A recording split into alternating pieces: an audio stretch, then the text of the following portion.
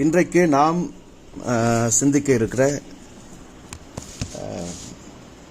தலைப்பு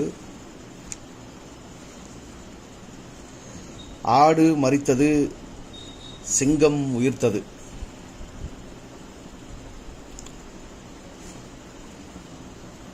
கொரிந்தியர் புத்தகத்திலே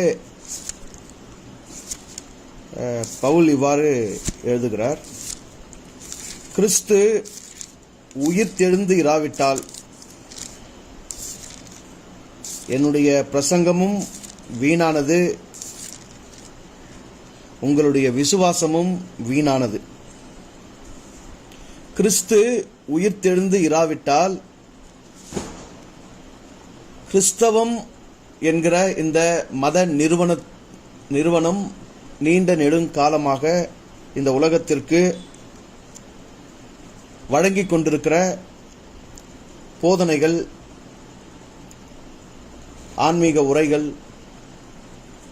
இறையியல் கருத்துக்கள், வேதாந்தம், சித்தாந்தம் அனைத்துமே வீணானது, உங்கள் விசுவாசமும் வீணானது என்கிறார். யோவான் எழுதின நற்செய்தி நூல் 20ஆம் அதிகாரத்தில் 30-31 வாக்கியங்களை நாம் படிக்கும்பொழுது, இந்த புத்தகத்தில் எழுதப்படாத வேறே அநேக காரியங்களும் இயேசுவினால் செய்யப்பட்டது. வேறே அற்புதங்கள், வேறே அடையாளங்கள் இயேசுவினால் செய்யப்பட்டது. ஆனால் எல்லாவற்றையும் இந்த புத்தகத்தில் எழுதவில்லை. அப்படியானால் இந்த புத்தகம் எதற்காக எழுதப்பட்டிருக்கிறது? என்ன நோக்கத்தில் இந்த புத்தகம் எழுதி கொடுக்கப்பட்டிருக்கிறது என்றால், இயேசு தேவனுடைய குமாரனாகிய கிறிஸ்து என்று நீங்கள் விசுவாசிக்கும்படியாக. இந்த உலகம் இயேசுவை தேவனுடைய குமாரனாகிய கிறிஸ்து என்று விசுவாசிக்கும்படியாக இந்த புத்தகம் எழுதி முடிக்கப்பட்டு இந்த உலகத்துக்கு முன்பாக வைக்கப்பட்டிருக்கிறது. இவைகளை நாம் மனதில் கொண்டு இன்றைக்கு நாம் சிந்திக்கலாம்.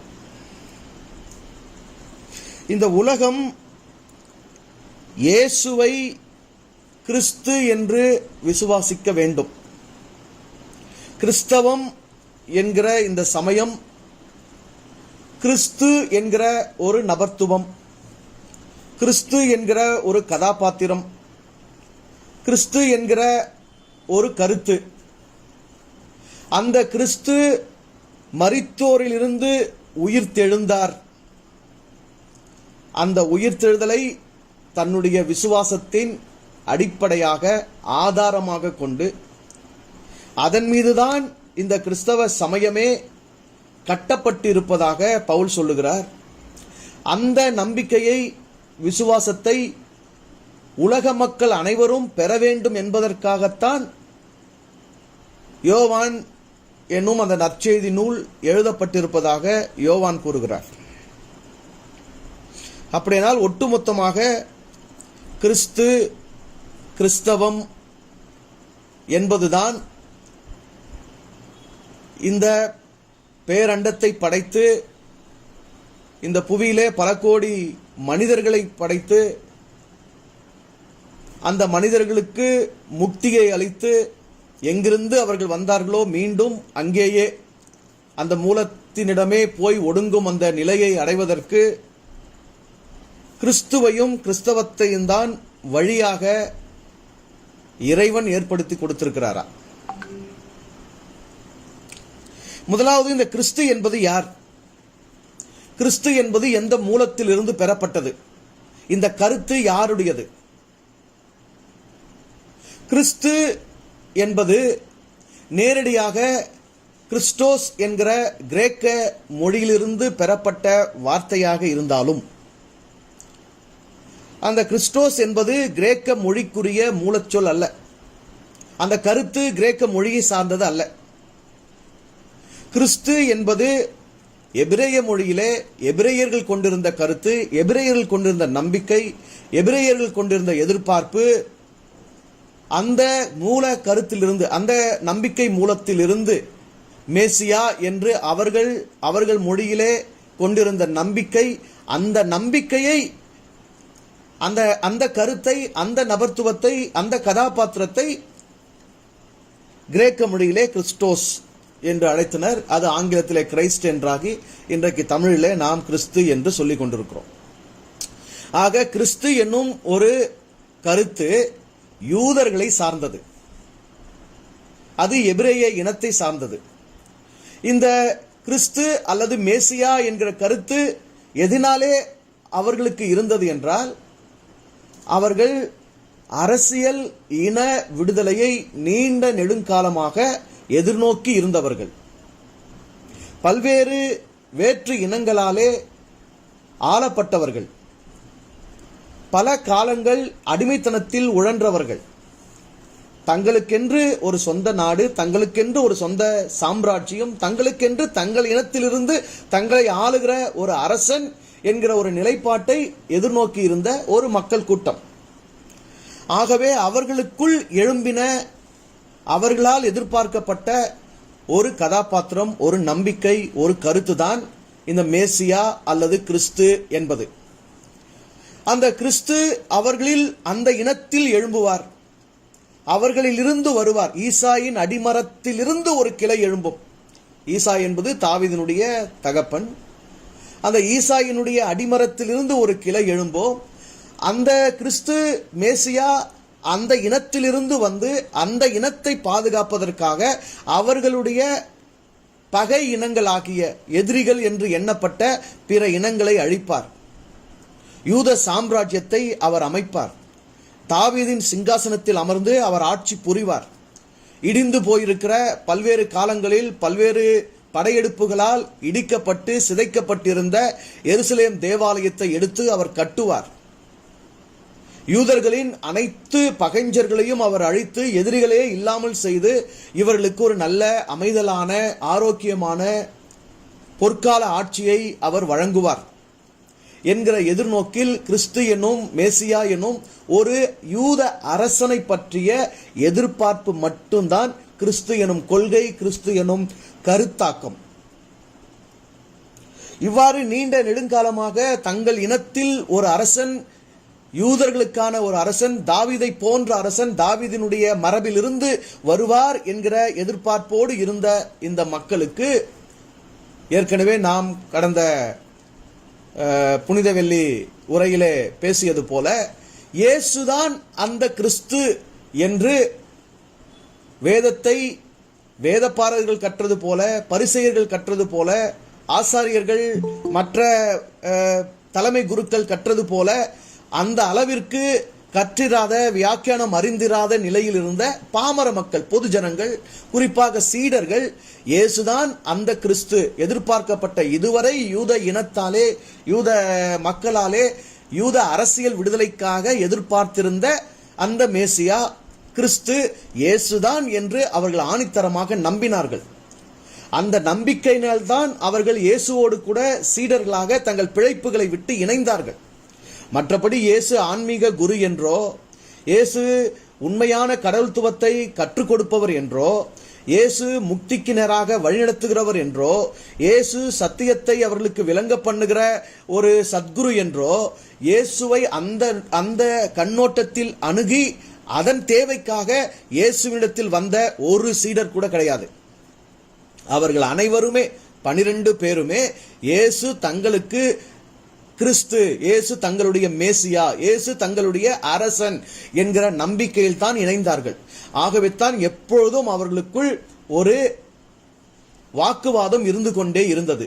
நாளைக்கு இந்த இயேசு தம்முடைய ராஜ்யத்தை அமைக்கும் போது யார் நம்மில் பெரியவனாயிருப்பான், யார் அவருடைய வலது பாரசத்தில் உட்கார்வது. அந்த செபதேயுவின் குமாரர்கள் 2 பேருமே, யோவான், யாக்கோபு 2 பேருமே வந்து கேட்கிறார்கள், உங்களுக்கு என்ன வேண்டும், நாங்கள் உம்மிடத்தில் ஒன்று கேட்க வேண்டும் என்கிறார்கள். என்ன வேண்டும் கேளுங்கள் என்று இயேசு சொன்னபோது, நீர் உம்முடைய ராஜ்யத்தில் வந்து அமரும் போது நாங்கள் ஒருவர் வலதுபுறத்தில் அமர வேண்டும், ஒருவர் இடதுபுறத்தில் அமர வேண்டும், இந்த வாய்ப்பை நீர் எங்களுக்கு கொடுக்க வேண்டும் என்று கேட்கிறார்கள். இவருடைய நோக்கம் முழுவதும் அரசாட்சியாகத்தான் இருந்தது. ஏனென்றால் இவர்கள் இயேசுவை எதிர்கால யூத அரசனாக மட்டும்தான் பார்த்தார்கள். ஆனால் நடந்தது என்ன? யூத குருக்கள் தலைமைக்குழு இயேசுவை கொலை செய்து விட்டது. இவர்கள் நம்பிக்கை மண்ணோடு மண்ணாகிவிட்டது. இவர்கள் நம்பிக்கை இவர்களை கைவிட்டு விட்டது. இயேசு இவர்களை கரை சேர்க்கவில்லை. ஆகவே இவர்கள் நம்பிக்கை இழந்தவர்களாக, விடாய்த்து போனவர்களாக இவர்கள் சோர்ந்து போனார்கள். ஆனால் மீண்டும் இயேசுவினுடைய உயிர்த்தெழுதல் என்பது இவர்களுக்கு மிக பெரும் ஒரு நம்பிக்கையாக மலர்ந்தது. உயிர்த்தெழுதலை குறித்து நான் இன்றைக்கு பேசப் போவதில்லை. இயேசு உயிர்த்தெழுந்தது, உடலில் உயிர்த்தெழுந்தாரா? உடலில் உயிர்த்தெழுந்தால் ஏன் மீண்டும் உலகில் வாழவில்லை? அவர் ஒளி உடலை விட்டுவிட்டு, ஒளி என்பது சப்தம், ஒளி உடலை விட்டுவிட்டு ஒளி, லைட் பாடி, ஒளி உடலில் எழுந்தாரா?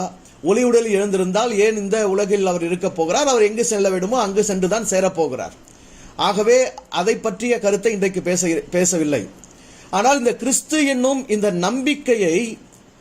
நம்பிக்கைக்கு இந்த சீடர்கள், யூதர்கள் மீண்டும் உயிர் கொடுத்து கொண்டார்கள். இவர்கள் இயேசுவை புரியவில்லை, இயேசுவின் உபதேசத்தை உள்வாங்கவில்லை, இயேசுவில் வெளிப்பட்ட கடவுள் கருத்தை உள்வாங்கவில்லை, இயேசு கற்றுக் கொடுத்த வாழ்வியல் நெறிகளை இவர்கள் உள்வாங்கவில்லை. ஏனென்றால் இவர்கள் மனம் ஏற்கனவே ஒரு பெரும் ஏக்கத்தில் இருக்கிறது, தவிப்பில் இருக்கிறது. இவர்கள் இனப்பற்றோடு இருக்கிறார்கள், அரசியல் விடுதலைக்கான ஏக்கத்தில், தவிப்பில் இவர்கள் இருக்கிறார்கள். இவர்களுக்கு தேவை இயேசு அல்ல, இவர்களுக்கு தேவை கிறிஸ்து தான். இவர்களுக்கு தேவை ஒரு அரசன் தான், இவர்களுக்கு தேவை அரசாட்சி தான், இவர்களுக்கு தேவை மந்திரி பதவிகள் தான், இவர்களுக்கு தேவை. ஆகவே தான் இயேசு மறுபடியும் வருவார் என்கிற எதிர்பார்ப்பு இவர்களுக்கு அமைந்த போது, இந்த முதல் வருகையில் அவர் எவைகளெல்லாம் செய்யவில்லையோ, யூத சாம்ராஜ்யத்தை அமைக்கவில்லை, தேவாலயத்தை கட்டவில்லை, தாவீதின் அரியணையில் அமரவில்லை, யூதர்களின் எதிரிகளை சங்கரிக்கவில்லை, இவைகளை எல்லாம் இரண்டாம் வருகையில் செய்வார். அதுவும் தாங்கள் உயிரோடு இருக்கும் போதே அவர் திரும்ப வருவார். தாங்கள் உயிரோடு இருக்கும் போதே அவர் வந்து இந்த சாம்ராஜ்யத்தை அமைத்து விடுவார் என்கிற எதிர்பார்ப்பில் தான் இவர்கள் மற்ற பணிகளை எல்லாம் செய்ய துவங்கினார்கள். ஆனால் நடந்தது என்ன? எதிர்பாராத விதமாக இவர்களில் ஒருவராக கொல்லப்பட ஆரம்பித்தார்கள், மரிக்க துவங்கினார்கள். இந்த மரணத்தை பார்த்த பிறகுதான் உயிர்த்தெழுதல் என்னும் நம்பிக்கை, நாம் மரித்தாலும் மீண்டும் உயிர்த்தெழுந்து இயேசு கிறிஸ்து மீண்டும் வரும்போது நாம் உயிர்த்தெழுந்து அந்த ராஜ்யத்தில் அமர்ந்து ஆட்சி புரிவோம் என்று நம்பிக்கையை இவர்கள் வலுப்படுத்திக் கொண்டே போகிறார்கள். இயேசு உயிரோடு இருக்கும் பொழுது 4 நற்செய்தி நூல்களிலும் எத்தனை முறை தன்னுடைய தேவத்துவத்தை குறித்து பேசியதாக பதிவு செய்திருக்கிறார்கள். எத்தனை முறை தன்னுடைய குமாரத்துவத்தை குறித்து பேசியதாக பதிவு செய்திருக்கிறார்கள். எத்தனை முறை தன்னுடைய கிறிஸ்துத்துவத்தை குறித்து பேசியதாக பதிவு செய்திருக்கிறார்கள். கவனிக்க வேண்டும் தானே. தான் தேவனுடைய குமாரன் என்று தேவனுக்கும் படைப்பின் இறைவனுக்கும் தனக்குமான உறவை குறித்து அவர் அதிகமாக பதிவு செய்திருக்கிறார். தான் மனுஷகுமாரன் என்பதை குறித்து அவர் அதிகமாக பதிவு செய்திருக்கிறார். ஆனால் தான் ஒரு கிறிஸ்து, யூதருக்கு அரசனாக வந்திருக்கிறேன், தாவீதின் அரியணையில் அமர இருக்கிறேன், யூதர்களின் எதிரிகளை நான் அழிக்க இருக்கிறேன், யூதர்களுக்கு ஒரு நிலையான ஆட்சியை நான் வழங்க இருக்கிறேன் என்பதை பற்றிய பதிவுகள் ஏதாகிலும் இயேசுவினால் செய்யப்பட்டிருக்கிறதா? தன்னை கிறிஸ்து என்று பகிரங்கமாக எங்கேயாகிலும் இயேசு முழங்கி இருக்கிறாரா? ஏனென்றால் இயேசு கொல்லப்படுவதற்கு காரணமாக அவர்களுக்கு தேவைப்பட்டது 2 குற்றச்சாட்டுகள். ஒன்று மத துரோகம், இன்னொன்று ராஜ துரோகம். மத துரோகத்தின்படி இவன் தன்னை தேவனுடைய குமாரன் என்று சொல்லி, ஏனென்றால் அவர்கள் ஒரு இடத்தில் சொல்லுகிறார்கள், நீ செய்த கிரியைகளுக்காக நாங்கள் உன் மீது கல்லெறியும்படி கல்லுகளை எடுக்கவில்லை, நீ மனிதனாய் இருக்க உன்னை தேவனுடைய குமாரன் என்று சொல்லுகிறாயே, அதனால்தான் நாங்கள் உன்னை கொல்ல பார்க்கிறோம் என்று அவர்கள் நேரடியாக இயேசுவிடத்தில் சொல்லியிருக்கிறார்கள். ஏனென்றால் யூத மதத்தாருக்கு யூத கூட்டம், யூத இனம் என்பது தேவனுடைய பிள்ளைகள், அவரால் தேர்ந்து கொள்ளப்பட்டவர்கள், அவருடைய சொந்த இனம். மற்றபடி கடவுளுக்கு மகன் என்ற ஒரு கருத்தாக்கம் யூதர்களுக்கு கிடையாது. ஆகவே இவர் கடவுளுடைய பிள்ளை என்று சொல்லும் கருத்தை அவர்களால் உள்வாங்க இயலவே இல்லை. ஆகவே அவர்களுக்கான மத துரோகம் என்ன? நீ உன்னை கடவுளுடைய குமாரன் என்று சொல்லுகிறாய், எங்களுடைய தேவன் எங்களுக்கு கொடுத்த நியாயப்பிரமாணத்தை நீ மீறுகிறாய், எங்களுடைய சட்டதிட்டங்களை நீ மதிப்பதில்லை, எங்களுடைய தேவாலயத்தை நீ புறக்கணிக்கிறாய். ஆகவே நீ எங்களுடைய மதத்திற்கு துரோகி என்று முதல் தீர்ப்பு எழுதினார்கள். இரண்டாவது தீர்ப்பு, அந்த மரணத்தை நிறைவேற்றுவதற்கு ராஜ துரோகத்தை அவர் மீது சுமத்தினார்கள். அந்த ராஜ துரோகத்தை அவர் மீது சுமத்துவதற்காக அவர்கள் எடுத்துக்கொண்ட குற்றச்சாட்டு என்ன? இவன் தன்னைத்தானே யூதருடைய ராஜா என்று சொல்லுகிறான். ஆனால் எங்கேயும் இயேசு தன்னை யூதருடைய ராஜா என்று சொல்லவில்லை. அதற்கான பொய் சாட்சிகளை அவர்கள் நிறுத்தினார்கள். ஒரே ஒரு முறை பேதுரு இயேசுவை பற்றி சொன்னபோது அங்கேயும் இயேசு அழகாக சொல்லிவிட்டார், என்னை கிறிஸ்து என்று ஒருவருக்கும் நீங்கள் அறிவிக்க கூடாது. நான் கிறிஸ்துவே அல்ல என்று அங்கே அவர்களுக்கு சொல்லியிருக்க முடியும். நன்றாக புரிந்து கொள்ள வேண்டும். இயேசு நேரடியாக நான் கிறிஸ்து இல்லை என்று சீடர்களுக்கு சொல்லியிருக்கலாமே. நான் கிறிஸ்து என்று நீங்கள் ஒருவருக்கும் சொல்ல வேண்டாம் என்று ஏன் கட்டளையிட வேண்டும்? இப்பொழுது வேண்டாம், பின்பாக சொல்லுங்கள் என்று தானே அதன் பொருள் கொள்ள முடியும் என்று நாம் கருதலாம். ஆனால் அங்கு நிலவரம் என்னவென்றால், சீடர்கள் இயேசுவினுடைய உண்மைத்துவத்தை உள்வாங்கும் திராணியற்றவர்கள்.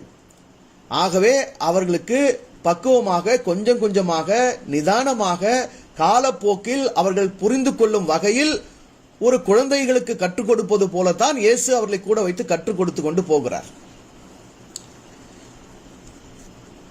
ஏனென்றால் உடனே அவர்கள் ஒரு எதிர்பார்ப்பு, ஒரு நம்பிக்கை கொண்டு இவரிடம் சேர்ந்திருக்கிறார்கள். அவர்களுக்கு உண்மை, சத்தியம், கடவுள் இன்னது என்பதை தம்முடைய உணர்விலிருந்து, தம்முடைய உண்மையிலிருந்து இயேசு உணர்த்த பார்க்கிறார். இந்த இரண்டும் ஒன்று சேர வேண்டும் என்றால், இவருடைய நோக்கம் அவர்கள் மீது நிறைவேற வேண்டும் என்றால் காலம் அதற்கு தேவைப்படுகிறது. உடனடியாக போட்டு உடைத்தால் அவர்கள் தாங்க மாட்டார்கள். இயேசு சொன்னார், நான் உங்களுக்கு அநேக காரியங்களை சொல்ல வேண்டியது இருக்கிறது, ஆனால் இப்பொழுது நீங்கள் அவைகளை எல்லாம் தாங்க மாட்டீர்கள். தாங்குவதற்கான, ஒத்துக்கொள்வதற்கான, புரிந்து கொள்வதற்கான அவர்களுடைய திறனற்ற தன்மையை இயேசு புரிந்திருந்தார். ஆகவே தான் நேரடியாக, நான் கிறிஸ்து அல்ல, நீங்கள் நம்புகிற ஆள் நான் அல்ல, நான் வேறொரு நோக்கத்துக்கு வந்திருக்கிறேன், என்னுடைய உணர்வு வேறு, என்னுடைய போதனை உபதேசம் வேறு, என்னுடைய செயல் வேறு, நான் நிறைவேற்றி முடிக்க வேண்டிய காரியங்கள் வேறு, நீங்கள் நினைப்பது போல நான் யூத அரசன் அல்ல என்கிற கருத்தை அவர்கள் மண்டையில் போட்டு நேரடியாக இயேசு உடைத்திருந்தால் அவர்களும் அவரோடு இல்லாமல் போயிருப்பார்கள். ஆகவே ஆனால் அவர்கள் அந்த நம்பிக்கையில் இருந்து தங்களை, தம்முடைய செயல்களை பார்த்து, தம்முடைய உபதேசங்களை உள்வாங்கி காலப்போக்கில் அவர்கள் உண்மையை உணர்ந்து கொள்வார்கள் என்றுதான் இயேசு நினைத்தார். இது சீடர்களுக்கு மட்டுமல்ல, யோவானுக்கும் நிகழ்ந்தது. யோவானும் இயேசுவை பற்றி ஒன்று உரைத்ததாக சொல்லப்பட்டிருக்கிறது. ஆனால் அதே யோவான் சிறையில் இருந்த போது, வருகிறவர் நீர்தானா அல்லது வேறு ஒருவர் வருவதற்கு காத்திருக்க வேண்டுமா என்று கேட்டு அனுப்புகிறார். காரணம் என்ன? இவர்கள் இயேசுவினிடத்தில் எதிர்பார்த்தது ஒன்று, இயேசுவிடத்திலிருந்து அங்கு வெளிப்பட்டது வேறொன்று. இவர்கள் தங்கள் இனம் சார்ந்த அரசியல் விடுதலைக்கான ஒரு அரசனாக எதிர்பார்க்கிறார்கள். அவரோ ஆன்மீக விடுதலைக்கான ஒரு குருத்துவத்தில் அவர் அங்கு செயல்படுகிறார். இந்த இரண்டையுமே இவர்கள், இந்த முரண்பாடுகளை அவர்கள் விளங்கிக் கொள்ளவே இல்லை. ஆகவே தான் இயேசு கொல்லப்பட்ட பிறகு, இயேசு மரித்த பிறகு, இயேசு உயிர்த்தெழுந்து பரமேறிய பிறகு இங்கு இவர்களுக்கு இனிமேல் இயேசு தேவையில்லை, இயேசுத்துவம் தேவையில்லை. ஏனென்றால் இயேசுத்துவம் என்பதை இவர்கள் உள்வாங்கவே இல்லை. இயேசுவில் வெளிப்பட்ட குமாரத்துவத்தை உள்வாங்கவில்லை, இயேசுவில் வெளிப்பட்ட தேவத்துவத்தை உள்வாங்கவில்லை, இயேசுவில் வெளிப்பட்ட மனித குமாரத்துவத்தையும் இவர்கள் உள்வாங்கவில்லை, தேவ குமாரத்துவத்தையும் இவர்கள் உள்வாங்கவில்லை.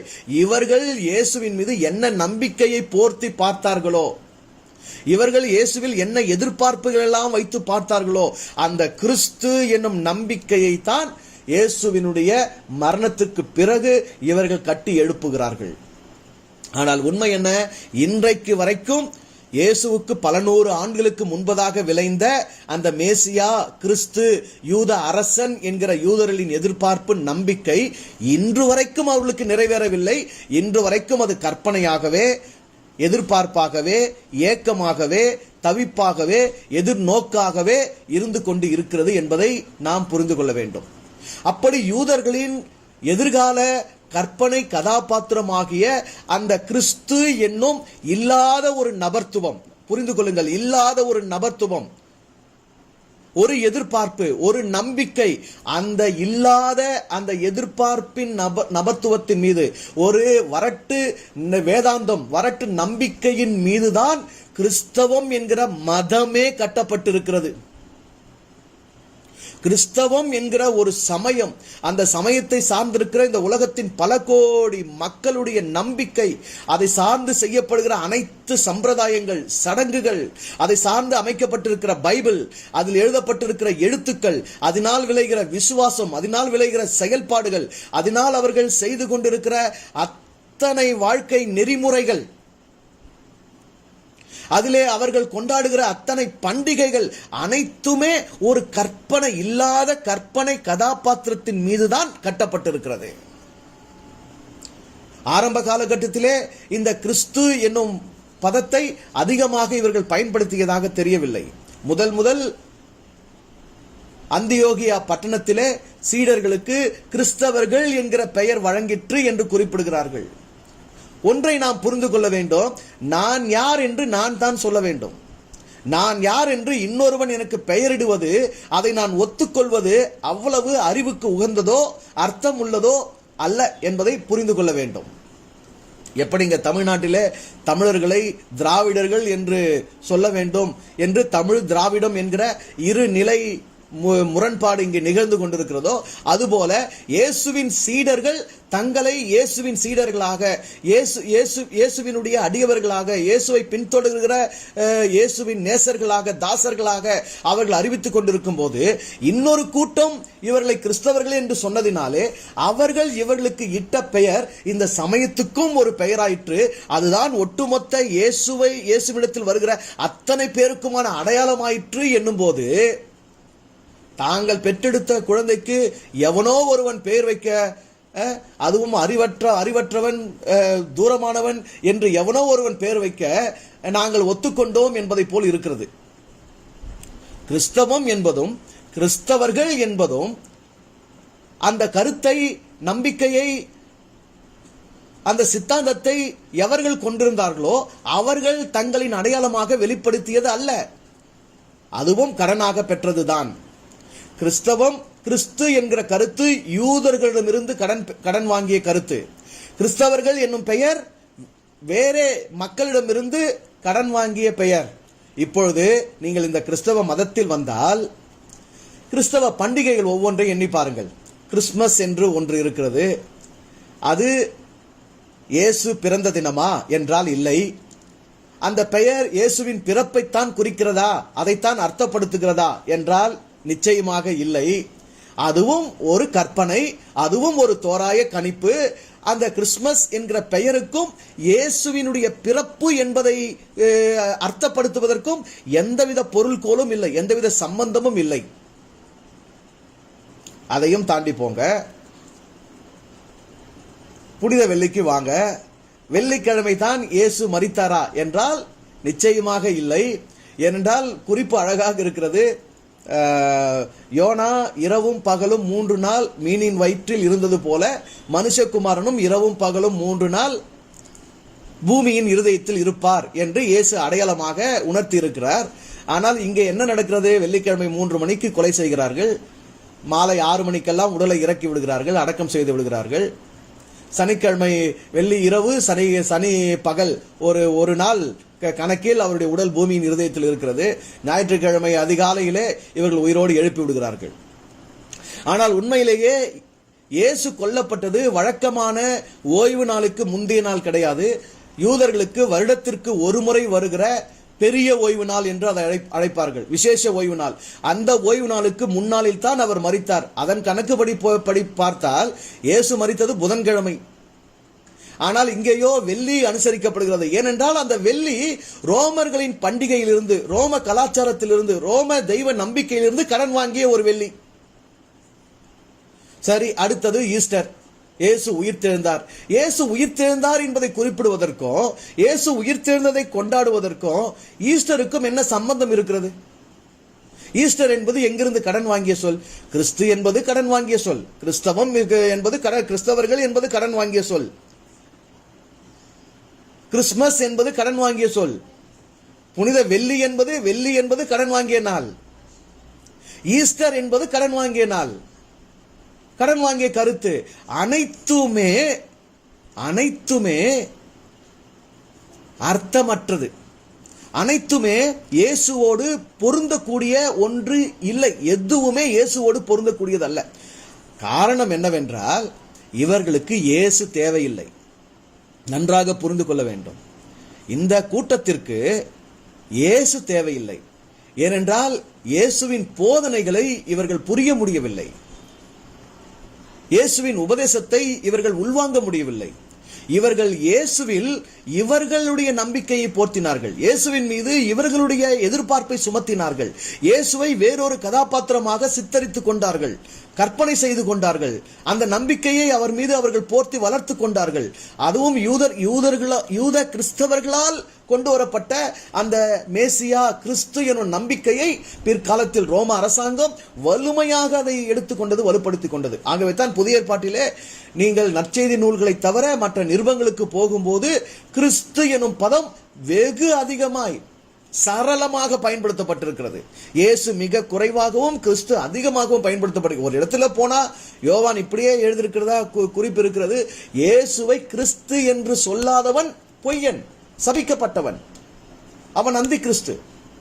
இயேசுவை கிறிஸ்து என்று சொல்ல வேண்டும். ஆனால் இயேசு என்னை கிறிஸ்து என்று யாருக்கும் சொல்லக்கூடாது என்று கட்டளையிட்டார். ஆனால் இவர்கள் இயேசுவை தான் கிறிஸ்து என்று சொல்ல வேண்டும் என்கிறார்கள். ஏனென்றால் இவர்களுக்கு இயேசு தேவையில்லை, கிறிஸ்து தான் தேவை. இயேசு ஒரு வரலாற்று நபர். இயேசு கடவுள் உணர்ந்தவர். இயேசு எல்லாருக்குமான கடவுளை உலகுக்கு அறிவித்தவர். இயேசு யூத இனத்தில் பிறந்தவராக இருந்தாலும் அவர் இனத்திற்கு அப்பாற்பட்டு உலக மனிதர்கள், உலக உயிர்கள் எல்லாவற்றின் மீதும் கடவுள் எவ்வாறு அன்பாய் இருக்கிறாரோ அந்த அன்பின் தத்துவத்தை போதித்தவர். ஆனால் அவரை வைத்து எவ்வாறு அரசியல் செய்ய முடியும்? ஆகவே எங்களுக்கு கிறிஸ்து வேண்டும். கிறிஸ்துவை வைத்து என்ன செய்ய முடியும்? எல்லாம் செய்ய முடியும். எந்த யூதம் இயேசுவினுடைய போதனைகளால் சிதைந்தது, எந்த யூத மதத்தினுடைய ஒழுங்குகள், சட்டங்கள், நியாயப்பிரமாணம் கேள்விக்குறியானதோ அந்த யூத மதத்தை நிலைநிறுத்துவதற்கு இயேசு உதவ மாட்டார், கிறிஸ்து தான் உதவுவார்.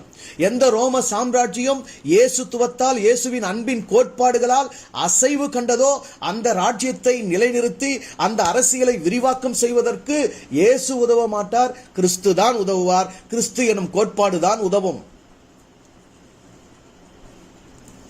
ஆகவே தான் பழைய ஏற்பாட்டுக்கும் புதிய ஏற்பாட்டுக்கும் பெரிய அளவில் ஒன்றும் வேறுபாடு இல்லை.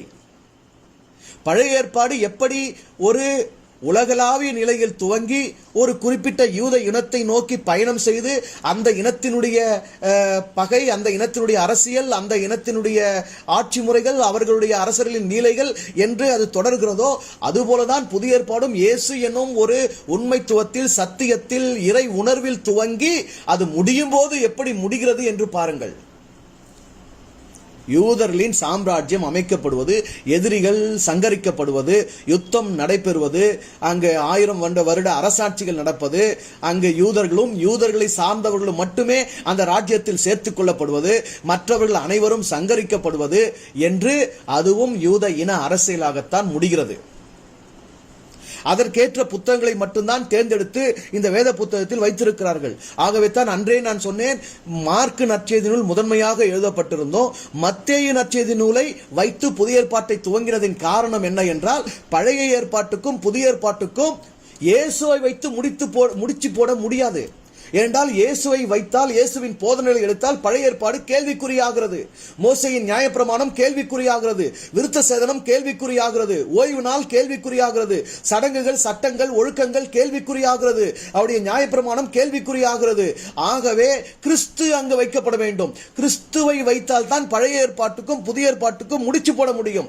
அப்படி கிறிஸ்துவை வைக்க வேண்டும் என்றால் மத்தேயு நூலை வைக்க வேண்டும். என்றால் மத்தேயு இயேசுவை ஒரு யூதனாக, மத்தேயு ஒரு யூதனாக, இயேசுவை ஒரு யூதராக, யூதர்களுக்கு அரசனாக, யூதர்களுக்கு காண்பிக்க எழுதின புத்தகம் என்றுதான் மத்தேயுவை பற்றி எல்லா இறையியல் வல்லுநர்களும் கருத்து தெரிவிக்கிறார்கள்.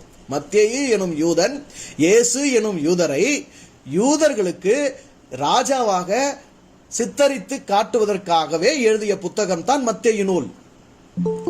ஆக அந்த மத்தேயு நூல் எப்படி அமைக்கப்பட்டிருக்கிறது என்று கவனித்தீர்களானால், ஆபிரகாமின் குமாரனும் தாவீதின் குமாரனும் ஆகிய இயேசு கிறிஸ்துவின் வம்ச வரலாறு என்று துவங்கி நேரடியாக ஆபிரகாமோடு, இயேசு இந்த பூமியிலே எந்த தாய் தகப்பனுக்கு பிறந்தாரோ அதையே அவர் கடந்து விட்டார். அந்த அடையாளத்தையே அவர் கடந்து நான் நேரடியாக கடவுளுடைய குமாரன் என்கிற அந்த உணர்வை, அந்த இறை உணர்வை உள்வாங்கி அதன் தன்மையிலிருந்து, அந்த நிலையிலிருந்து, அந்த அடித்தளத்திலிருந்து அவர் உபதேசம் செய்தார்.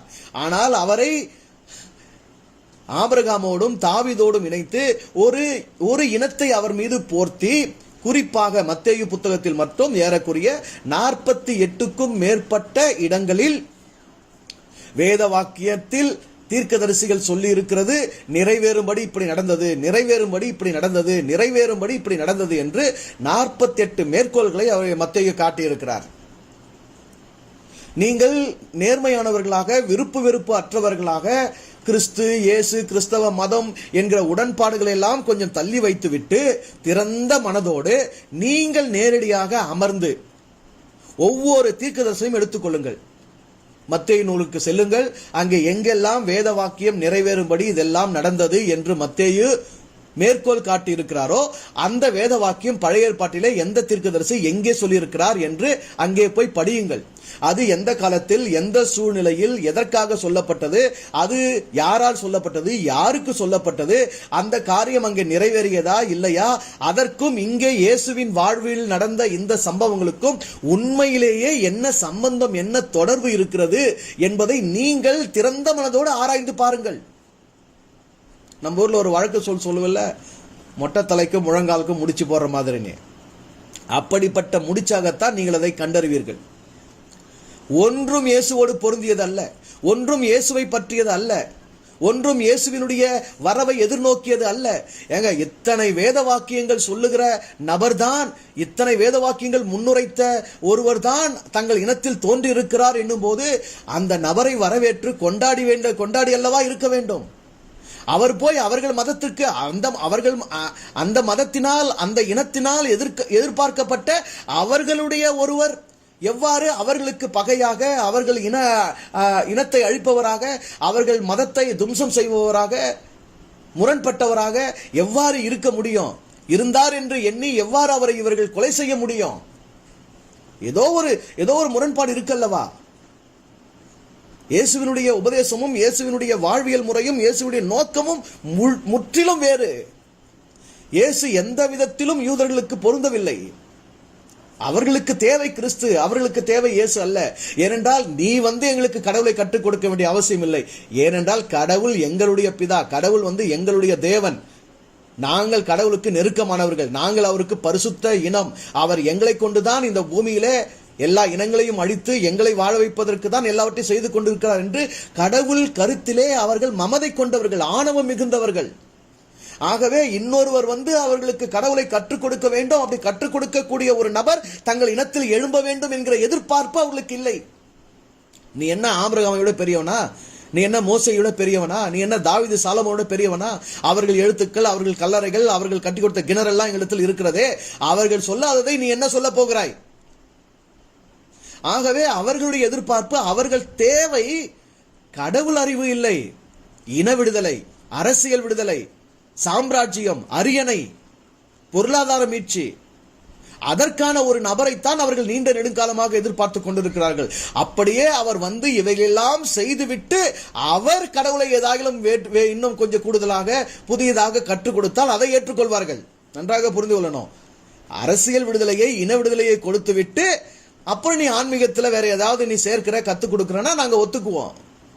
மற்றபடி நீ கடவுளை கற்றுக் கொடுத்து எங்களுக்கு ஆன்ம விடுதலையை கொடுக்கிறாய், எங்களுக்கு முக்திக்கு நேராய் வழிநடத்துகிறாய், உண்மையிலேயே கடவுள் என்பதை பற்றி இதுவரை நீங்கள் புரிந்து கொண்டிருக்கிற, உள்வாங்கி இருக்கிற, எழுதி வைத்திருக்கிற கருத்துக்கள் குறைவானது, அது போதுமானது அல்ல, அது உங்களுக்கு முழுமையை அளிக்காது, நீங்கள் கடவுளை உண்மையாகவே அறிந்து கொள்ளவில்லை, புரிந்து கொள்ளவில்லை என்பதெல்லாம் அவர்கள் சொன்னால் தாங்க மாட்டார்கள்.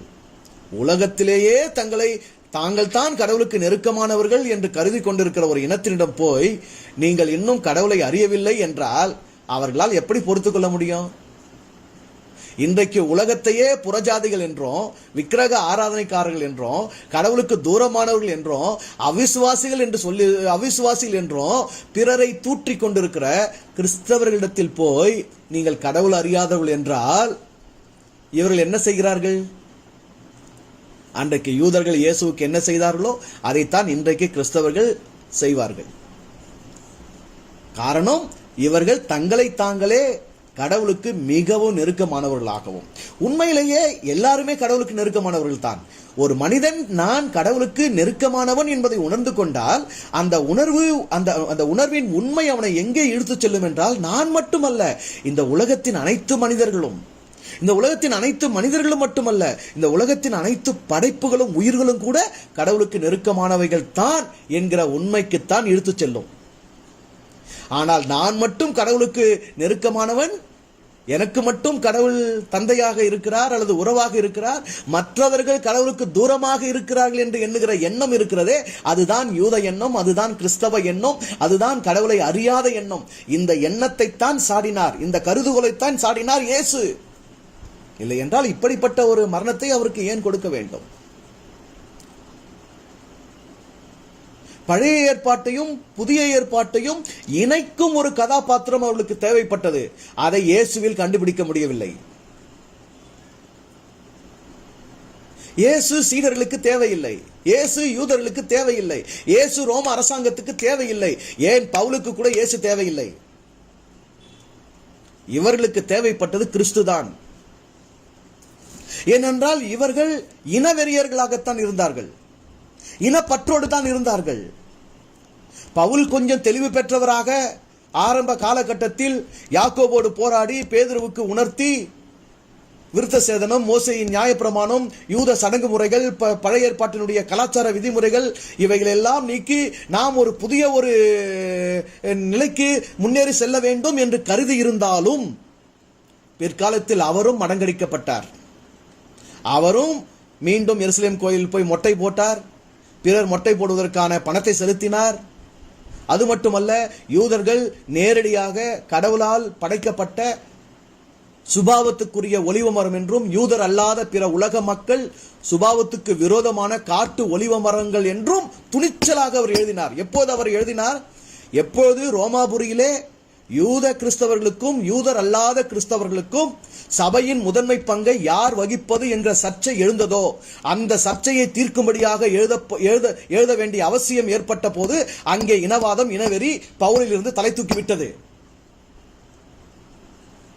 என்ன இருந்தாலும் முதன்மை நாங்கள் தான், என்ன இருந்தாலும் அந்த ஆசாரியத்துவம் எங்களுடையதுதான், என்ன இருந்தாலும் தலைமை எங்களுடையதுதான், ஏனென்றால் நாங்கள் தான் தேவனால் தெரிந்து கொள்ளப்பட்டவர்கள் என்கிற இனவாதம், இனவெறி அங்கு பவுலுக்கு தலை தூக்கியது. ஆகவே அவரும் இயேசுத்துவத்திலிருந்து அடிபட்டு போனவர் தான்.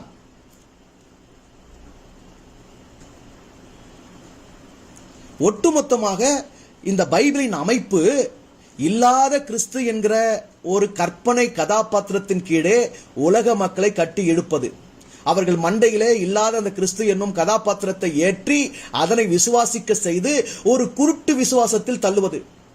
அந்த குருட்டு விசுவாசத்தில் தள்ளுவதன் மூலமாக தள்ளினவர்களுக்கு என்ன லாபம்? எல்லாரும் ரோமர்களையும் யூதர்களையும் அரசியலையும் போற்றுவார்கள், எல்லாரும் யுத்தங்களை ஆதரிப்பார்கள். உண்மையிலேயே பழைய ஏற்பாட்டையும் புதிய ஏற்பாட்டை இணைத்து இந்த பைபிளை உருவாக்க வேண்டிய நோக்கம் ரோமர்களுக்கு ஏன் வந்தது, எந்த சூழ்நிலையில் வந்தது என்றால், எருசலேம் என்கிற அந்த இடத்திற்காக யுத்தம் செய்ய வேண்டும் என்கிற ஒரு காலத்தின் நெருக்கடி அழுத்தம் வந்தபோது, இயேசுவின் அன்பின் போதனைகளை பரவி இருந்த அந்த காலத்தில் அந்த அன்புக்கு உட்பட்ட மக்கள், அந்த அன்பை உள்வாங்கின மக்கள், யுத்தம் செய்யக்கூடாது என்று கருதின மக்கள் படைக்கு வரவில்லை, யுத்தம் செய்ய வரவில்லை. ஆகவே சபைக்கு அரசாங்கம் நெருக்கடி கொடுத்து சபை தலைவர்கள், பிஷப்கள், போதகர்கள் தெரு தெருவாக ஊர் ஊராக சென்று அவர்கள் பழைய ஏற்பாட்டை வைத்து கர்த்தர் யுத்தம் பண்ணுவார், நீங்கள் சும்மா இருப்பீர்கள், யுத்தம் கர்த்தருடையது என்கிற பழைய ஏற்பாட்டு மேற்கோள்களை எல்லாம் காட்டி யுத்தத்திற்கு மக்களை, அதுவும் சிலுவை போருக்கு மக்களை ஆயத்தப்படுத்துவதற்காகத்தான் பழைய ஏற்பாட்டை சபையிலே அவர்கள் அதி தீவிரமாக கொண்டு வந்தார்கள். பிற்காலத்தில் என்ன நடந்தது? அது இருந்தால்தான் கிறிஸ்தவம் இயங்கும் என்று ஆகிவிட்டது. ஆகவே தான் இங்கு சொல்லுகிறார்கள், the old testament can stand alone but new testament cannot. பழைய ஏற்பாடு தன்னைத்தானே நிலைநிறுத்திக் கொள்ளக்கூடியது, ஆனால் புதிய ஏற்பாடு தன்னைத்தானே நிலைநிறுத்திக் கொள்ள முடியாது. ஏனென்றால் புதிய ஏற்பாடு தன்னைத்தானே நிலைநிறுத்திக் கொள்ள வேண்டுமானால் அதற்கு பழைய ஏற்பாட்டின் ஆதரவு, சப்போர்ட் தேவை. முதுகெலும்பு இல்லாதது கிறிஸ்தவ மதம், முதுகெலும்பு இல்லாதது கிறிஸ்து எனும் கற்பனை கதாபாத்திரம். தானாக தனித்து நிற்க திராணியற்றது கிறிஸ்தவ மதம். அது யூதம் என்கிற அந்த முதுகெலும்பை சார்ந்து அதை ஒட்டி அதனுடைய ஒட்டுண்ணியாகத்தான் அது நிற்க முடியும். அதனால்தான் மத்தேயு நூல் புதிய ஏற்பாட்டை துவங்குகிறது, பழைய ஏற்பாட்டோடு அது முடிச்சு போடுகிறது. அதனால்தான் மத்தேயு நூலில் 48 தீர்க்க தரிசனங்களும் வேத வாக்கியங்கள் நிறைவேறும்படியாக, தீர்க்கதரிசியினால் உரைக்கப்பட்டது நிறைவேறும்படியாக இதெல்லாம் நடந்தது என்பது வாசிக்கிற நாமளும் என்ன பண்றோம், ஆஹா இதெல்லாம் முன்னாடியே அவங்க சொல்லியிருக்கிறாங்க, எழுதியிருக்கிறாங்க, அது போலவே நடக்குது, அது போலவே நடந்திருக்கு, அது போலவே நடந்திருக்கு என்று எல்லாரும் அப்படியே எழுதப்பட்டதுபடி நம்பினோமே தவிர, ஏன்னா எழுதுனதே எப்படிதான் நம்பி இருக்காங்க, நீங்கள் அறிந்து கொள்வதற்காக நாங்கள் எழுதுகிறோம் அவங்க சொல்லல, நீங்கள் இயேசுவை கிறிஸ்து என்று விசுவாசிக்கும்படியாக நாங்கள் எழுதுகிறோம். பாருங்க, என்னுடைய இருப்பை நான் நம்ப தேவையில்லை, அனுபவிக்கிறேன். நீங்கள் நான் பேசுவதை கேட்கிறீர்கள் என்பதை நான் நம்ப தேவையில்லை, இதை நான் அறிய முடிகிறது. நம்முடைய வாழ்க்கையின் அத்தனை செயல்பாடுகளும் நம்மால் அறிய முடிகிறது, அனுபவிக்க முடிகிறது. ஏனென்றால் இறைவன் என்பது இருக்கும் உண்மை. நான் இருக்கிறேன் என்றால் என்னை படைத்தது இங்கு இருக்கிறது, என்னுள் இருக்கிறது. என்னை படைத்தது இல்லாமல் நான் இருக்க முடியாது. நான் இருப்பதே என்னை படைத்தது இருப்பதற்கான சாட்சி. இந்த இருப்பு அனுபவம், இந்த இருப்பு அறிதல். ஆகவே இந்த இருப்பு கடவுள் இருக்கிறார் என்பதை நம்ப வேண்டிய அவசியம் கிடையாது. எங்கே விசுவாசம் நம்பு என்கிற வார்த்தைகள் போடுகிறார்களோ அவர்கள் ஏமாற்றுகிறார்கள் என்ற அர்த்தம். நன்றாக புரிந்து கொள்ளுங்கள். விசுவாசி, நம்பு என்கிற வார்த்தைகள் எங்கெல்லாம் பதிக்கப்படுகிறதோ அவர்கள் உண்மைக்கு தூரமானவர்கள், அவர்களை ஏமாற்றுகிறார்கள் என்ற அர்த்தம். கடவுள் தன்னை நம்புவதற்கு, தன்னை விசுவாசிப்பதற்கு ஒரு தனி நிறுவனத்தை ஏற்படுத்தி, தனி மதத்தை ஏற்படுத்தி, அதிலே தமக்கென்று ஊழியர்களை ஏற்படுத்தி, அவர்களுக்கென்று காட்சிகளை கொடுத்து, அவர்களுக்கென்று எழுதி கருத்துக்களை எழுதி கொடுத்து, சித்தாந்தங்களை எழுதி கொடுத்து, இதையெல்லாம் போய் பரப்பி எல்லா உலக மக்களை என்னை நம்பும்படி செய்யுங்கள், என்னை விசுவாசிக்கும்படி செய்யுங்கள் என்கிற ஏற்பாட்டை செய்கிற கேவலமான தொழிலையா கடவுள் செய்கிறார்? அப்படிப்பட்ட நிலையிலேயா இறையை நாம் பார்க்கிறோம்? ஒவ்வொரு உயிரின் இருப்பிலும் இறை இருக்கிறது. இறை இல்லாமல் ஒரு உயிரின் இருப்பு இல்லை, இயக்கம் இல்லை. ஒரு சின்ன அணுவில் இருந்து, புழுவில் இருந்து, பூச்சியில் இருந்து, ஓர் அறிவு உயிர் மரம் செடி கொடியில் இருந்து 6 அறிவு மனிதன் வரைக்கும் அனைத்து உயிர்களிலும் இறைமையின் இருப்பு இருக்கிறது. எனக்குள் இருக்கிற இறை இருப்பை நான் அறிவதற்கு, உணர்வதற்கு யாரை நான் விசுவாசிக்க வேண்டும்? எந்த எழுத்தை நான் விசுவாசிக்க வேண்டும்? எவர் கொடுக்கிற வேதம் பைபிளை நான் விசுவாசிக்க வேண்டும்? யார் என்று நான் விசுவாசிக்க வேண்டும்? இயேசுவை தேவகுமாரன் என்று விசுவாசிப்பதினால் எனக்கு ஆக போகிறது என்ன? இயேசுவை கிறிஸ்து என்று விசுவாசிப்பதினால் எனக்கு ஆக போகிறது என்ன? நான் ஏன் ஒரு வரலாற்று நபரையோ அல்லது கற்பனையாக இவர்கள் ஒரு புத்தகத்தில் எழுதி காலத்தினால் அதில் பல மாற்றங்களை செய்து அவர்கள் இஷ்டப்படி அதனை தொகுத்து அவர்கள் வடிவமைத்து கொடுத்த அதை விசுவாசித்து அதன் வழியாக என்னை படைத்ததை நான் அறிய வேண்டுமா?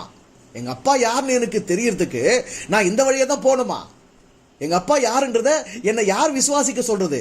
எங்க அப்பா யாருங்கிறத நான் தெரிஞ்சுக்கிறதுக்கு, புரிஞ்சுக்கிறதுக்கு, எங்க அப்பாவை அனுபவிக்கிறதுக்கு எவன் எழுத்து போய் நான் படிக்கணும்? எவ்வளவு கேவலமான ஒரு செயல் அது! எவ்வளவு ஒரு இழிவான செயல்!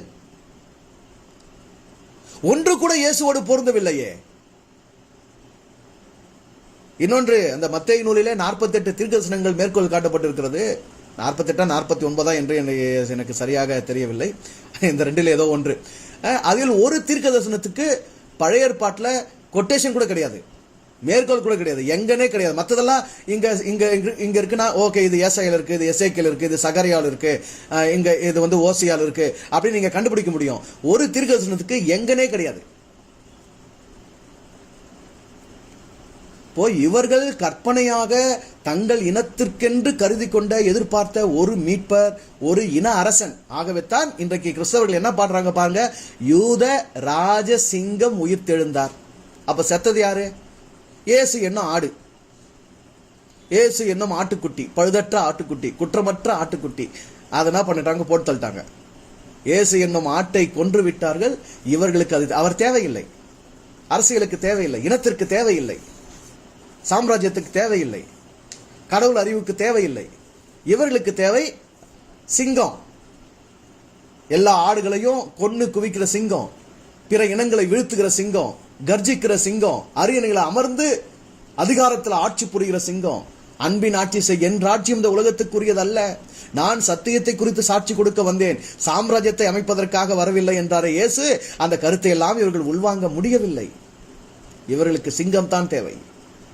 ஆகவே தான் இவர்கள் இரண்டாம் வருகையிலே பெரிய மகா யுத்தத்தை எதிர்பார்த்திருக்கிறார்கள். எருசலேமின் போராட்டங்களுக்கு இவர்கள் ஏன் கை தட்டுகிறார்கள்? இஸ்ரேல் பாலஸ்தீன சண்டைகளுக்கு இவர்கள் ஏன் முட்டு கொடுக்கிறார்கள்? இவர்கள் ஏன் கர்த்தர் இன்னும் இஸ்ரேலை ஆசீர்வதித்து அவர்களுக்காக யுத்தம் பண்ணுகிறார் என்று கிறிஸ்தவர்கள் ஏன் இங்கு முழங்குகிறார்கள்? எருசலேமின் சமாதானத்துக்காக இங்கு இருக்கிற ஒருவன் ஏன் ஜெபித்துக் கொண்டிருக்கிறான்? இவன் வீட்டுல சமாதானம் இல்ல, இவன் நாட்டுல சமாதானம் இல்ல, இவன் மாநிலத்துல சமாதானம் இல்ல.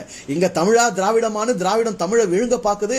இவனுக்கென்று இங்க ஒரு அரசியல் இல்ல, இவனுக்கென்று இங்க ஒரு நிலப்பகுதி இல்ல, இவனுக்கென்று தாய்மொழி கல்வி இல்ல, தாய்மொழி படிச்சவனுக்கு இங்க எந்த விதமான வேலை வாய்ப்பு இல்ல. எவ்வளவோ சீர்கேடுகள் இங்கு நிகழ்ந்து கொண்டிருக்கிறது. இதை பற்றியெல்லாம் இவளுக்கு அக்கறை இல்ல. எருசலேமின் சமாதானத்துக்காக வேண்டிக் கொள்ள வேண்டும். ஏன்னா அதுதான் நோக்கம். ஒட்டுமொத்த பைபிளை படித்து இயேசுவை விசுவாசித்து எவரெல்லாம் கிறிஸ்தவர் ஆகிறாரோ அவரெல்லாம் கிறிஸ்து என்னும் ஒரு கதாபாத்திரத்தினிடம் இழுக்கப்படுகிறார். அந்த கிறிஸ்து என்னும் கதாபாத்திரம் நேரா எங்க இழுத்துட்டு போகணும்? யூதத்தினிடம் இழுத்து கொண்டு போகும். யூதத்தினிடம் போனால் என்ன நடக்கும்? யூத இனவெறி மனதில் ஏறும். நான் தெரிந்து கொள்ளப்பட்டவன், நான் பரிசுத்த ஜாதி, நீ புறஜாதிங்கிற வெறி ஏறும். நான் விசுவாசி, நீ அவிசுவாசிங்கிற அந்த வெறித்தனம் ஏறும். கூட பிறந்த சொந்தக்காரங்களையே, பங்காளி பைத்தாளிகளையே, சித்தப்பா பெரியப்பா உறவு முறைகளையே இங்கு வேற்று மதத்தாரா, அவிசுவாசிகளா, விக்கிரக ஆராதனைக்காரரா, சாத்தானுடைய கூட்டமா, பேய்க்குட்பட்டவர்களா ஒதுக்கி பார்க்கிற மனப்பான்மை வளரும். நாளைக்கு உலகம் முழுவதிலும் ஒரு யுத்தம் வரும்போது இவர்கள் எல்லாம் யாருக்கு ஆதரவு கொடுப்பாங்கன்னா, யூதர்களை யார் ஆதரிக்கிறார்களோ, யூதத்துக்கு யார் உடன் போகிறார்களோ அவர்களுக்கான ஆதரவை இவர்கள் திரட்டுவார்கள். அதாவது எவர் ஒருவர் எழுதப்பட்ட எழுத்தை கட்டுப்படுத்துகிறாரோ அவரே அதனை வாசிக்கிற அத்தனை கோடி மனிதர்களுடைய மனதை கட்டுப்படுத்துகிறார்.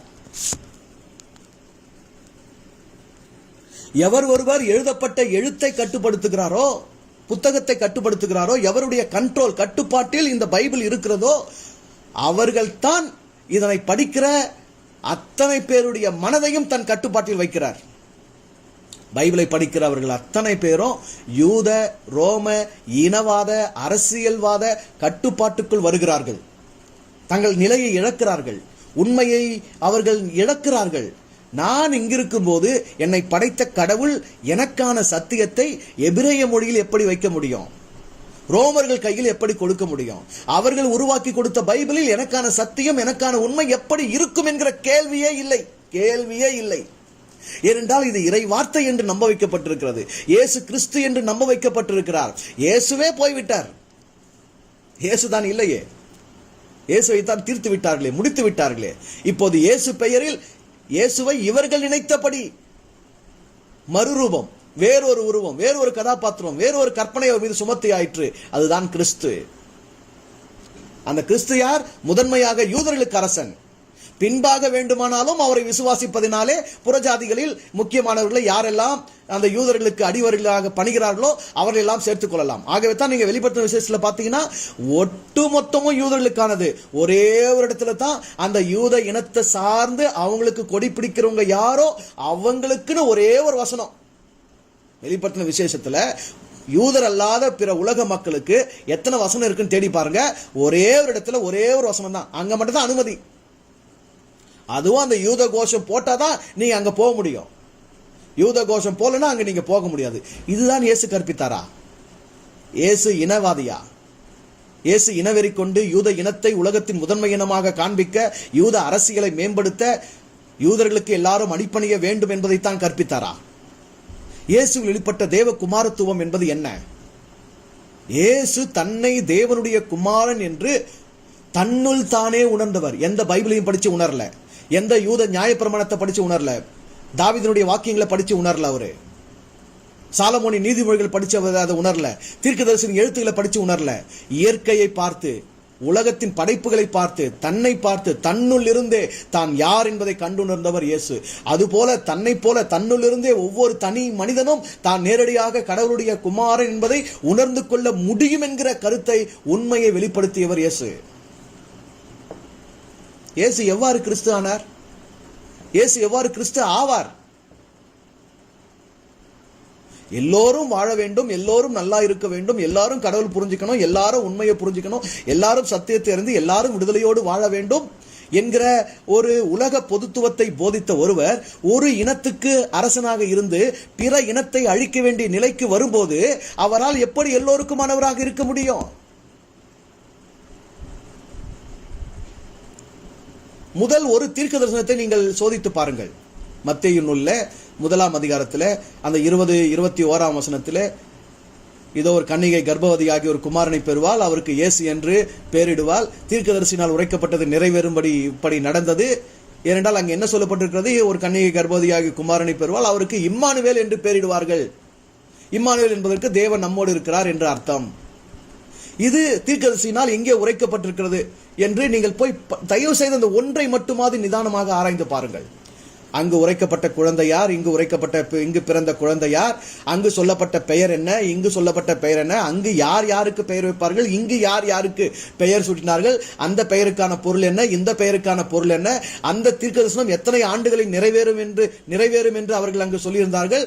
ஆனால் இது எத்தனை ஆண்டு காலம் கழித்து இங்கே இது நடந்தது என்று கொஞ்சம் நிதானமா படிச்சு பார்த்தீங்கன்னா அந்த ஒன்னே வெளிச்சமா உங்களுக்கு விளக்கினோம். பழைய ஏற்பாட்டுக்கும் இயேசுவுக்கும் சம்பந்தம் இல்லை. இயேசுவை பற்றி பழைய ஏற்பாட்டில் எந்த ஒரு கருத்தும் இல்லை.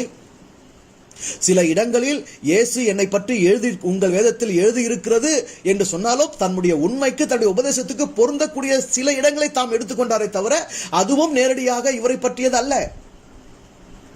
எப்படி இன்னைக்கு நாம் சொல்றோம் இல்லையா, இந்துவுக்கு இயேசு அறிவிக்கிறதுக்கு அவங்க வேதங்கள் இருந்து எடுத்து சொல்லி அறிவிக்கிறோம் அப்படின்னு சொல்றோம் இல்லையா, அப்படிப்பட்ட ஒரு கையாடல் தான் அது.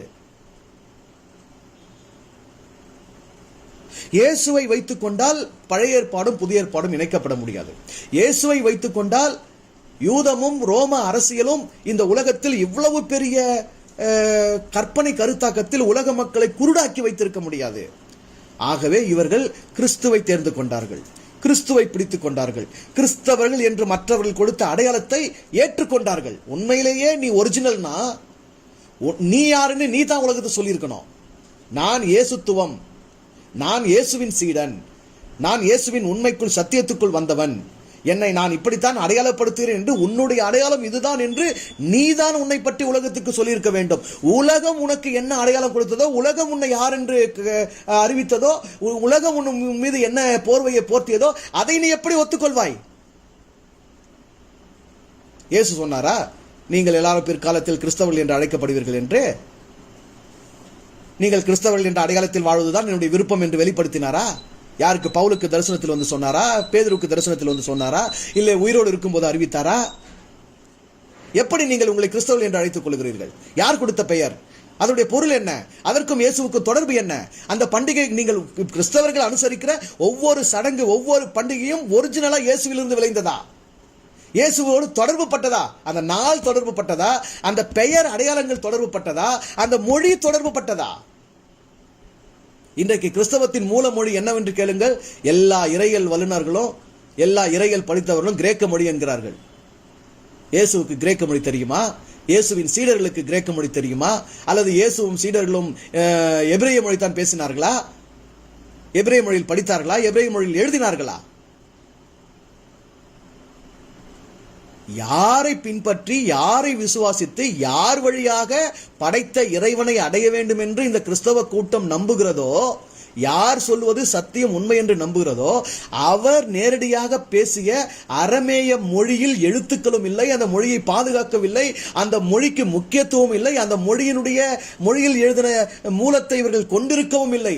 மூலம் இல்லாதவர்கள் முட்டாள்களாகத்தான் இருப்பார்கள். ஆதாரமே இல்லையே. உங்களுடைய மீட்பர் என்று, உங்களுடைய ரட்சகர் என்று, உங்களுடைய ஆண்டவர் என்று, உங்களுடைய தெய்வம் என்று, உங்களுடைய தேவன் என்று யாரை நீங்கள் சொல்லுகிறீர்களோ அவர் எந்த மொழியில் பேசினாரோ அந்த மொழியில் உள்ள எழுத்துக்களே உங்களுக்கு இல்லையே, அந்த மொழியே உங்களிடம் இல்லையே. பின் எப்படி நீங்கள் கொண்டிருப்பது உண்மையாக இருக்கும்? அதை ஆதாரமாக உலகத்துக்கு எப்படி நீங்கள் நிரூபிப்பீர்கள்? அந்த பொய்யுக்குள், அந்த புரட்டுக்குள், அந்த கற்பனைக்குள், அந்த கைமைக்குள் உலக மக்களை இழுக்க இத்தனை ஆண்டுகளாக எவ்வளவு பாடுபடுகிறீர்கள்? அரமேய மொழி இல்லையே. இயேசு பேசின போதனை நேரடியா என்ன தொனியில பேசினாரு, என்ன பொருள் கொள்ள பேசினாரு, அவர் பேசிய வார்த்தையினுடைய அர்த்தம் என்ன, அதை எப்படி உணர வேண்டும் என்று பேசிய மொழியில் இல்லாது எப்படி புரிந்து கொள்ள முடியும்? இன்னைக்கு கிரேக்க மொழி இருக்கு, எபிரேய மொழி இருக்கு, லத்தீன் மொழி இருக்கு, ஆங்கில மொழி இருக்கு.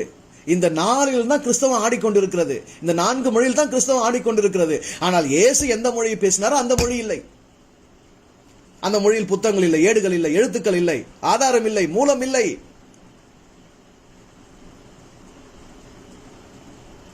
அப்ப புரிஞ்சுக்கோங்க, தங்களுக்கென்று ஒரு மூல நூல், தங்களுடைய குரு, தங்களுடைய மீட்பர் என்று சொல்லுகிறவர் பேசிய மூல கருத்துக்கள் அடங்கிய மூல நூலே இல்லாதவர்கள் கிறிஸ்தவர்கள். இயேசுவை சொல்லுகிறார்கள், ஆனால் இயேசுவுக்கும் இவர்கள் சொல்லுகிற கிறிஸ்தவத்துக்கும், கிறிஸ்தவ மதத்திற்கும், கிறிஸ்தவர்கள் என்னும் கருத்துக்கும், பெயருக்கும், அடையாளத்துக்கும், கிறிஸ்தவ பண்டிகைகளுக்கும் அவருக்கும் எந்த தொடர்பும் இல்லை.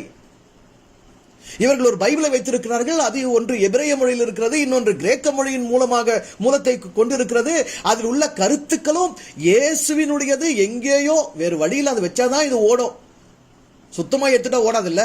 அதனால எங்கெங்கோ சிதைக்கப்பட்டு குலைக்கப்பட்டு, மற்றபடி கிறிஸ்து என்னும் கதாபாத்திரத்தின் மீது இவர்கள் என்ன கருதுகோள் நம்பிக்கை வைத்திருந்தார்களோ அவைகளை எல்லாம் யூதத்தை பிணைத்து ஏற்றி, நயவஞ்சகமாக விஷத்தை ஏற்றுவது போல ஏற்றி ஒரு புத்தகத்தை, ஒரு தொகுப்பை உருவாக்கி உலக மக்கள் மண்டிகளை ஏற்றி மூளைச்சலவை செய்து, ஐயோ இறைவா, உண்மையிலேயே ஒரு கிறிஸ்தவன் என்பவன் எத்தனை பெரிய பைத்தியம்! உண்மையிலேயே ஒரு கிறிஸ்தவன் என்பவன் எவ்வளவு பெரிய அடிமுட்டாள்! ஆகவே தான் அவர்களுக்கு தாய்மொழி, தான் பிறந்த இடம், நிலம், அங்கு இறை தன்னை அறிந்து கொள்வதற்காக வழங்கி இருக்கிற சான்றுகள், அங்கு கடவுள் உணர்ந்த மனிதர்கள் எழுதிய மொழியில் உள்ள இலக்கியங்கள், எதனை பற்றியும் தேடல் இல்லை, எதனை பற்றியும் அறிவு இல்லை. நான் இருக்கிற, என்னை படைச்சது எனக்குள்ள இருக்கணும் போது, எனக்குள்ளவே என்ன படைச்சதை தேடி அறியக்கூடிய அறிவில்லாதவ இப்படிதானே எங்கேயோ போய் பொய்யை நம்பி, புரட்டை நம்பி ஏமாந்து போக முடியும். ஆனால் இவ்வளவு மோசமாக ஒரு கற்பனை கதாபாத்திரத்திலே தங்களுடைய புத்தியை புதைத்துவிட்டு, மதியை இழந்து, மடமையாகி ஏமாந்து போயிருக்கிற ஒரு கூட்டம் தான் உலகத்தை பார்த்து சத்தியம் இல்லாதவங்க, சாத்தானுடைய பிள்ளைங்க, கடவுளுக்கு தூரமானவங்க, அவிசுவாசிங்க, புறஜாதிங்க, நரகத்துக்கு போற மக்கள், சாத்தானுடைய மக்கள், பேய் மக்கள் என்று இந்த உலகத்தை எவ்வளோ சொல்லுது. இப்போ என்ன பொறுத்த வரைக்கும் நான் என்ன நினைக்கிறேன்னா, இந்த உலகத்தை இந்த கிறிஸ்தவம் என்னவெல்லாம் சொல்லுதோ அதெல்லாம் அவங்க தங்களை பத்தி தாங்களே கொண்டிருக்க வேண்டியது. அவர்கள் தங்களைத்தான் வெளிப்படுத்துகிறார்கள், தாங்கள் தான் அவ்வாறானவர்கள் என்று இந்த உலகத்துக்கு வெளிப்படுத்திக் கொண்டிருக்கிறார்கள். இது என்ன புரியுது? கிறிஸ்தவம் ஒட்டுமொத்தமான ஒரு போர்ஜரி, போக்கஸ், வெறும் கற்பனை, எதுலையுமே உண்மை இல்லை, எதுவுமே மூலம் இல்லை, எதுவுமே ஆதாரம் இல்லை. கிறிஸ்து என்பதும் கற்பனை, கிறிஸ்தவர்கள் என்பதும் கற்பனை, கிறிஸ்தவ பண்டிகைகளும் கற்பனை, அர்த்தமற்றது, இயேசுவோடு எந்த விதத்திலும் பொருந்தாதது. பழைய ஏற்பாட்டையும் இயேசுவை எந்த விதத்திலும் பொருத்தவும் முடியாது. அப்படி பொருந்தி இருந்தா அவர் ஏங்க எப்படி சாவறார் பாவம், நல்ல மனுஷன். பழைய ஏற்பாடோடு அவர் பொருந்தி இருந்தா, அந்த நியாயப்பிரமாண சட்டங்களோடு அவர் பொருந்தி இருந்தா, அவருக்கு ஏன் இப்படிப்பட்ட ஒரு மரணம்? இன்னும் கொஞ்சம் வாழ்ந்திருப்பாரு, இன்னும் கொஞ்சம் மக்கள் உண்மையை புரிஞ்சிருப்பாங்க. அட்லீஸ்ட் அவங்க சீஷர்களுக்காவது இன்னும் கொஞ்சம் டைம் வந்திருக்கு எல்லாத்தையும் சொல்லிக் கொடுக்கறதுக்கு, புரிய வைக்கிறதுக்கு. வாய்ப்பே இல்லாம போச்சு. அவர்கள் எப்போதுமே சத்தியத்தை கொள்ளுகிறவர்கள், உண்மையை கொள்ளுகிறவர்கள் தானே, புறம்பாக்குகிறவர்கள் தானே. அப்படிப்பட்ட ஒரு இனத்துக்கு, அப்படிப்பட்ட ஒரு மக்களுக்கு முட்டுக்கட்டை கொடுப்பதற்காக ஆதி காலத்தில் இந்த ரோமர்களும் இந்த கிறிஸ்தவத்தை அல்லது இந்த இயேசுவை பற்றி பேசுகிற இந்த அன்பினுடைய போதகத்தை அழிக்கத்தான் முற்பட்டார்கள். ஆனால் எப்பொழுது அந்த அன்பு மக்களிலே உண்மையிலேயே பெருகிறதோ, உண்மையிலேயே அன்பு பெருகின கூட்டம் அங்க இருந்துச்சு. இன்னைக்கும் இருக்கிறாங்க. இன்னைக்கும் கிறிஸ்தவர்கள் அன்பு பெருகின கூட்டம், உண்மையில வாழ்கிற கூட்டம், உண்மையாவே தேடுகிற கூட்டம் அதுல கொஞ்சம் இருக்கிறாங்க. ஏன்னா எல்லா மனுஷங்க தானே, எப்படி இருந்தாலும் மனசாட்சி உணர்வுன்னு இருக்குதானே. அப்படி இருந்தவர்களுடைய வேகம், அந்த தீவிரம் உண்மையிலேயே அரசாங்கத்தை பாதித்தது. அப்போதான் இந்த தந்திரத்தை கையாண்டாங்க. எப்போ எதிர்த்து அழிக்க முடியலையோ அப்போ எந்த ஒரு அரசியலும் செய்கிற காரியம் என்ன தெரியுமா? உள்ள எடுத்து அதுல கலப்பு செய்து அதனுடைய அந்த என்ன சொல்றது, அதுக்கு பேரு அந்த ஒரு நிலைத்தன்மை இருக்கு இல்லையா, அந்த கடினத்தன்மை இருக்கு இல்லையா, அதை தனிய பண்ணி செதச்சி, சாலிடா இருக்கிறத அப்படியே தனிய பண்ணி, குறைய பண்ணி, அதை கலைச்சி அதனுடைய நிலைப்பாட்டை மாற்றி விடுவது, உள்ளெடுத்து சிதைப்பது. எதிர்த்து சிதைக்க முடியாததை உள்ளெடுத்து சிதைப்பது எனும் ஒரு தந்திரத்தில் தான் இவர்கள் இயேசுத்துவத்தை கிறிஸ்தவம் என்கிற போர்வையில் உள்ளெடுத்து, கிறிஸ்தவ மதம் என்கிற போர்வையில் உள்ளெடுத்து, பைபிள் என்கிற இந்த ஒரு புத்தகத்தின் தொகுப்பின் வழியாக உள்ளெடுத்து சிதைத்து விட்டார்கள். அதனால தான் நான் எழுதி கொண்டே இருக்கிறேன். யூதர்கள் இயேசுவின் உடலை கொன்றார்கள், கிறிஸ்தவர்கள் இயேசுவின் உபதேசத்தை கொன்றார்கள். ரெண்டு பேருக்குமே இயேசு தேவையில்லை. இயேசுவை புரியணும்னா உங்களுக்கு உங்களை புரியணும். இயேசுவின் உபதேசங்கள் புரியணும்னா நீங்க உங்கள கடவுளை தேடணும். பைபிளை தேடக்கூடாது, வேற மொழியில புத்தகங்களை தேடக்கூடாது.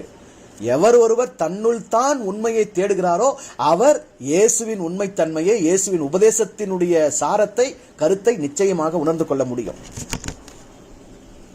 ஆக புரிந்து கொள்ளுங்கள், இயேசு என்னும் ஆடு கொல்லப்பட்டது, கிறிஸ்து என்னும் சிங்கம் உயிர் தேடப்பட்டது.